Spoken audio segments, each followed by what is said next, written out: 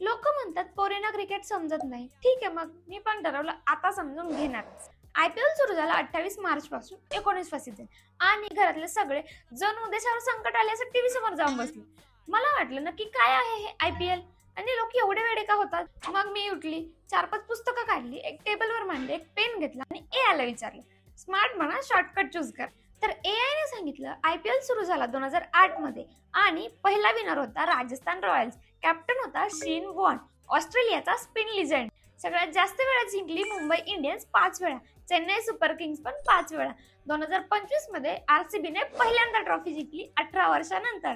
विराट कोहलीच्या फॅनसाठी सगळ्यात असा मोमेंट होता तो. आणि प्राइस विनरला मिळतात 20 करोड आणि रनर अपला 13 करोड फक्त क्रिकेट खेळून. मी पण क्रिकेट शिकायला हवं होतं का? तर लोकांना पोरींना क्रिकेट समजत नाही म्हणणाऱ्यांना आता समजतं. AI मुळे पण समजतं स्मार्ट बनायला कोणता पण रस्ता चालतो. IPL बद्दल अजून काही जाणून घ्यायचे का? मला कमेंट मध्ये सांगा, मी AI ला विचारून सांगते.